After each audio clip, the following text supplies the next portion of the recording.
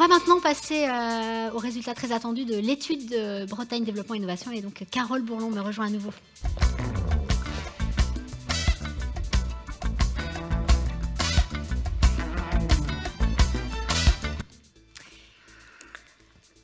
Bien. Effectivement, on va débuter sur les résultats de cette étude. Merci d'ailleurs à toutes les entreprises qui ont répondu. Bon nombre d'entre vous êtes là aujourd'hui. J'avais à l'origine 20 minutes pour vous parler de ce sujet. On a un petit peu, on va être obligé de rétrécir un peu pour tenir le timing, mais il n'y a pas de souci. De toute façon, je serai disponible pour répondre à vos questions a posteriori, si c'était nécessaire. Voilà, alors on va vous présenter donc les résultats de l'étude menée par BDI à la demande de la région. Cette étude, elle porte sur l'expertise des entreprises bretonnes transférables dans une nouvelle filière dédiée au transport maritime propulsé par le vent et sur les besoins de ces entreprises pour se développer. Cette étude fait écho à la nécessité, on l'a dit, de concevoir et de développer de nouvelles solutions technologiques dans les modes de propulsion pour répondre à la stratégie adoptée en 2018 par l'Organisation maritime internationale de réduire les émissions de CO2 d'au moins 40% d'ici 2030 et d'au moins 50% en 2050. La propulsion par le vent, qui inclut la propulsion vélique et les formes de carène, est une des réponses technologiques possibles. Cette étude fait également écho à la volonté de la région Bretagne d'inscrire le territoire dans la transition écologique par le biais de la Brescop et puis de sa feuille de route mobilité décarbonée. Également s'inscrit dans la stratégie régionale de recherche et d'innovation qui s'appelle la S3, 10 économies maritimes pour une croissance bleue, avec un levier qui s'appelle le navire du futur. Je le dis pour les entreprises qui ne connaissent pas encore. Voilà, ça leur permet de prendre connaissance de ça. Et la région souhaite donc développer une politique en faveur du transport maritime propulsé par le vent dans toutes ses dimensions. Voilà, sur le plan méthodologique, donc l'étude a été réalisée de façon numérique avec des relances téléphoniques entre le 10 mai et le 15 juillet, donc sur un temps relativement court. Tous les partenaires qu'on voit à l'écran ici ont contribué à sa préparation. Je les remercie encore. Cette étude est la première du genre à être réalisée sur ce marché émergent et de ce fait, elle n'est pas pleinement exhaustive, je tiens à le rappeler, ni parfaitement représentative. C'est juste un diagnostic initial qui va être amené à évoluer et qui permet de dresser un premier panorama régional par lequel nous avons pu identifier les principaux éléments que sont les entreprises actives ou intéressées par ce secteur d'activité, leurs compétences sur la chaîne de valeur, leur positionnement commercial sur ce marché et le développement qu'elles projettent d'y avoir. Et puis aussi, on va avoir un profil des projets sur lesquels elles travaillent actuellement, qui va nous donner des indications un peu plus précises. C'est à moi, je crois, de passer les slides. Alors, on a une base de contact qui était relativement étoffée, puisqu'on avait 425 entreprises qui étaient dans nos fichiers. Et on a une participation sur cette étude qui était très intéressante, puisqu'on a eu quand même 236 répondants, c'est-à-dire un taux de participation de 56%. Voilà, donc qu'est-ce que ça donne au niveau de ces 236 répondants? Alors, on a différentes populations qui se sont révélées. Alors, vous trouvez sur ces axes le niveau de maturité commerciale et l'intérêt porté à ce secteur d'activité. On retrouve donc à droite les entreprises en activité. Aujourd'hui, on a déjà sur le territoire breton 61 entreprises qui sont positionnées donc, et qui travaillent sur ce sujet de la propulsion par le vent. Voilà, on a 95 entreprises qui sont intéressées. On verra tout à l'heure comment elles projettent de rentrer dans ce marché. À gauche, là, vous retrouvez donc une population de 62 entreprises qui ne sont pas intéressées. Et puis au centre, une petite poignée d'indécis, 18 sociétés. Alors, les 62 entreprises qui ne sont pas intéressées, il faut le dire, c'est parce que ce n'est pas en adéquation avec leurs compétences. Et puis aussi parce que ce n'est pas dans leur stratégie de développement. Elles ont d'autres plans pour se développer. Et aujourd'hui, ce n'est pas un sujet qu'elles souhaitent aborder. Concernant les entreprises indécises, ces 18 entreprises, voilà, elles ont besoin d'informations et d'accompagnement. Donc, il y aura un travail à faire pour éventuellement réfléchir avec elles à l'intérêt qu'elles peuvent porter à ce marché. On trouve ici tout un panel de choses, mais qui sera repris en fin d'intervention.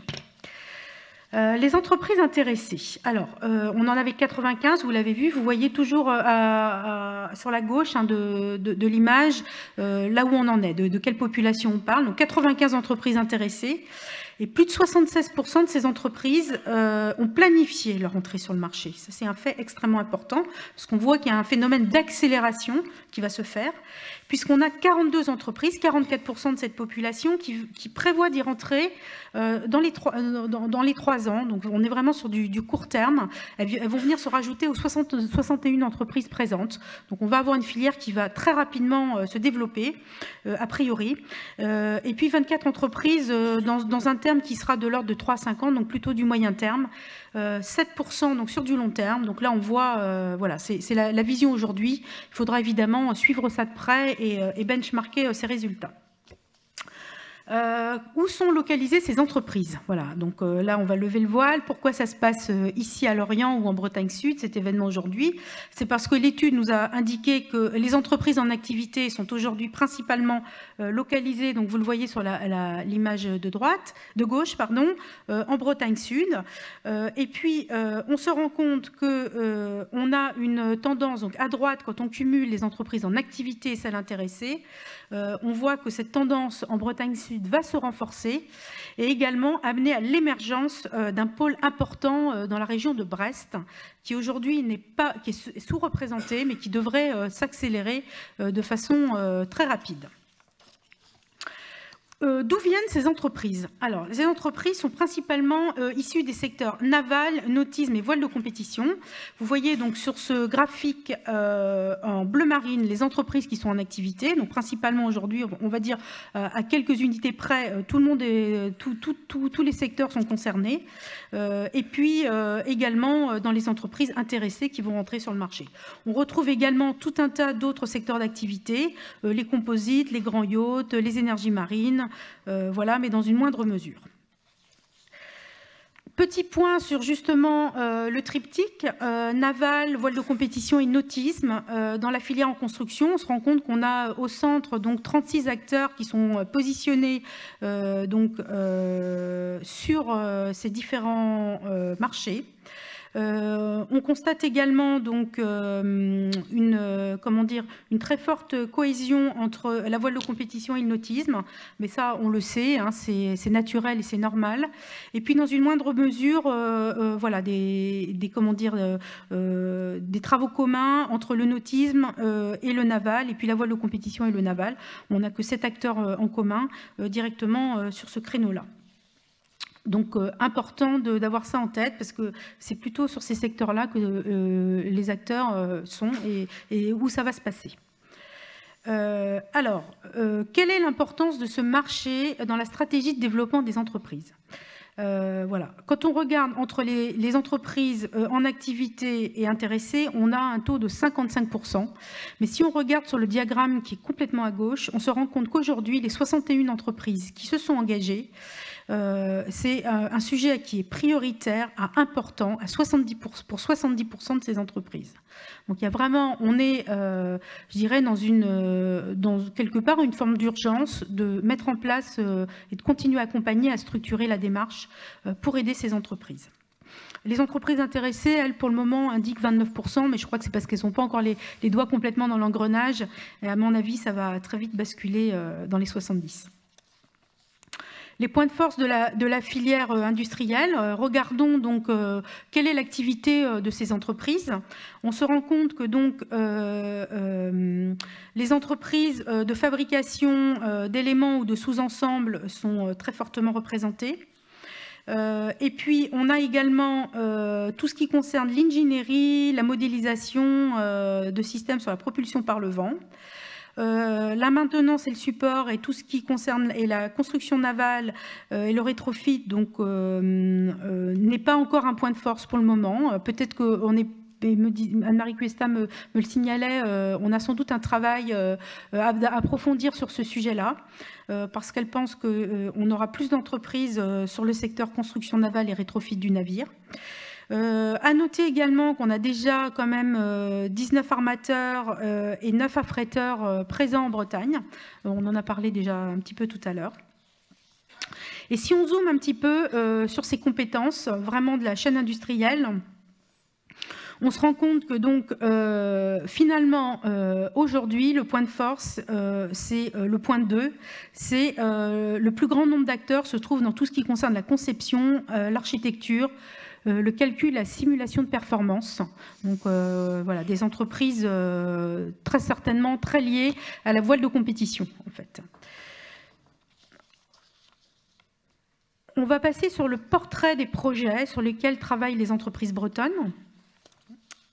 Alors là, maintenant, on va se recentrer vraiment sur les entreprises en activité. Et là, la bonne surprise, c'est de se dire qu'on a 61 entreprises qui ont déjà une activité commerciale à des degrés de maturité variables, mais on en a quand même 48 qui ont une activité commerciale en cours et qui font de la facturation, 38 qui sont sur des projets qui sont en cours de validation, d'autres 37 qui sont sur des projets de démonstrateurs, on en parlait tout à l'heure, M. Bernatet en parlait. Donc les démonstrateurs, c'est important maintenant de passer à l'échelle industrielle, hein, ça va être un des gros sujets de la filière. Et puis voilà, certaines qui sont encore sur des sujets de réponse à des appels d'offres, une vingtaine. Alors, des projets qui vont de la Bretagne à l'international, on le voit ici, 45 entreprises ont des projets bretons dans leur sujet de travail, 41 en France et puis à l'international 13. Mais alors là, ça n'apparaît pas sur cette slide, mais je vous le dis, les 13 entreprises à l'international, donc 11 travaillent sur des projets avec une activité commerciale en cours. Donc, ce qui est générateur aussi aujourd'hui de chiffre d'affaires, c'est l'international. C'est un point très important à garder en tête. Et donc, on va devoir, souvent, on a dans des stratégies de lancement, que ce soit en entreprise ou pour des filières, on a plutôt tendance à dire on va d'abord aller chercher autour de nous et sécuriser notre travail. Et ensuite, voilà, quand on sera sécurisé, on va aller à l'international. Ça, c'est une démarche internationale qu'on va devoir aussi engager très rapidement. Alors, propulsion par le vent, mode de propulsion principal, auxiliaire. On a posé la question aux entreprises sur les projets sur lesquels elles travaillaient. Et on se rend compte que 64% des entreprises en activité déclarent que la propulsion par le vent est la technologie de propulsion principale sur les projets sur lesquels elles travaillent. Donc ça, c'est vraiment un fait important. À droite, on retrouve les modes de propulsion complémentaires avec l'hydrogène en tête, l'électrique en deuxième position et le GNL en troisième. De façon moins importante, on retrouve des éléments en dessous, les autres énergies fossiles, les batteries, etc. Je raccourcis parce que il faut que je me presse un peu par le temps. Voilà. Technologie de projet, des projets sur lesquels les entreprises travaillent. Donc, Lise a présenté tout à l'heure différentes technologies. On retrouve les profils minces, les profils épais et toutes les autres technologies. On peut dire que voilà, le gros du travail des entreprises bretonnes aujourd'hui se fait pour 70% donc sur des profils minces, qui sont des voiles souples ou des panneaux rigides. On a mis des exemples, vous voyez, de bateaux, là, voilà, pour vous donner des éléments. Au centre, donc des profils épais pour 49% des entreprises. Les kites, c'est 34%. Et puis, en dessous, on a tout un tas d'autres technologies, les rotors, les formes de carène, les profils aspirés, les turbines éoliennes. Alors, j'ai mis un point d'interrogation parce qu'on n'a pas visiblement encore d'image, me dit Lise. On n'avait pas d'image de projet qui existe aujourd'hui. Donc, c'est encore dans les cartons, c'est en tout cas dans les bureaux d'études, mais il n'y a pas de photos qu'on peut donner de cette technologie. Les types de projets de navires sur lesquels travaillent les entreprises bretonnes, sans surprise, donc les navires cargo en priorité, les navires à passagers également. On va avoir Nicolas Bivin qui va parler tout à l'heure, donc il vous parlera de ça, des navires à passagers. Les navires de service, on a également un petit peu de pêche dans le panel. Alors, pour vous dire aussi que derrière les navires cargo, les navires passagers, on a des sous-classifications. Mais là, je vous passe les détails parce que c'est assez on rentrerait trop dans les détails. Les projets de trajet, pardon. Alors aujourd'hui, donc, nos entreprises travaillent sur des trajets au long cours et de l'hauturier et du cabotage. Donc une capacité, je dirais, à adapter le travail, quels que soient les types de supports finalement, hein, et puis les types de navigation qu'elles sont amenées à travailler ces projets. Alors maintenant, données économiques et perspectives de développement. La propulsion par le vent est le marché principal de 20% des entreprises en activité. Ça, c'était une très grosse surprise. Donc aujourd'hui, 20% des entreprises considèrent que c'est leur marché principal. Donc on a vraiment sans doute un retournement qui est en train de se faire avec une priorité qui est mise là-dessus. Pour 70% des entreprises, ce marché est vu comme prioritaire important dans le développement. On l'a vu avant, mais je le redis, c'est important dans le développement des entreprises. Et on va avoir une tendance qui va se renforcer dans les 3 ans à venir, puisqu'on a demandé aux entreprises qu'est-ce qu'elles en pensaient. Et on voit qu'on prend plus 9 points sur le facteur prioritaire de ce secteur dans le développement de leur activité. Alors tout ça explique un peu aussi la façon dont, je dis, on est en train de dire qu'on est en train de lancer une filière, même si on n'a pas encore tous les éléments, c'est que l'étude nous dit qu'on doit accélérer la démarche. Une estimation de poids économique, alors je dis bien une estimation de poids économique, on est sur une démarche de travail initiale, et donc on a quand même essayé de détourer le nombre d'emplois et le chiffre d'affaires que ça représente aujourd'hui. On le fera évoluer dans le temps. 61 entreprises qui emploient 2400 personnes, et qui considèrent que 6,5% de leur masse salariale, donc 155 emplois, sont dédiés à cette activité. 350 millions d'euros de chiffre d'affaires donc pour ces entreprises, et donc 8% de leur chiffre d'affaires déjà sur la propulsion par le vent, avec un chiffre d'affaires de 28 millions d'euros. Toutes ces données donc, sont l'objet de l'enquête, enfin des résultats de l'enquête, de croisement avec l'URSSAF et les fichiers Diane, qui nous ont permis de donner ces chiffres. Un petit peu de prospective pour terminer, parce que l'idée, c'est quand même d'aider les entreprises à se développer. Alors, on se rend compte ici, sur cette slide, qu'elles vont avoir besoin de support. Alors, que ce soit de l'ordre financier, ressources humaines, visibilité et accès commercial au marché, outils, équipements de conception et de fabrication, montage de projets R&D, identification des partenaires, voilà. Vous retrouvez tous ces éléments. Quand on regarde dans les priorités, donc il y a des entreprises qui ont besoin simplement d'informations, donc identifier les appels à projets, avoir des informations sur le marché, avoir de la visibilité et un accès commercial, et puis des entreprises qui souhaitent aussi être accompagnées. Donc voilà, va se poser la question de l'accompagnement de ces entreprises pour identifier les projets, les appels à projets, les financements, et puis les informations sur le marché.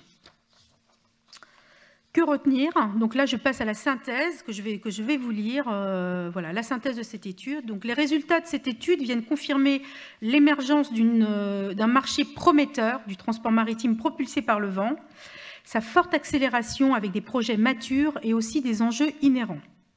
L'étude révèle également donc, tout le potentiel industriel breton sur ce marché identifié par les entreprises comme prépondérant dans leur développement.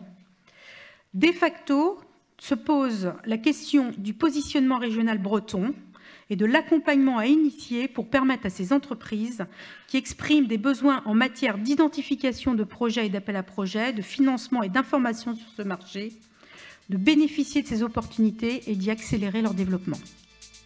Je vous remercie. Merci Carole.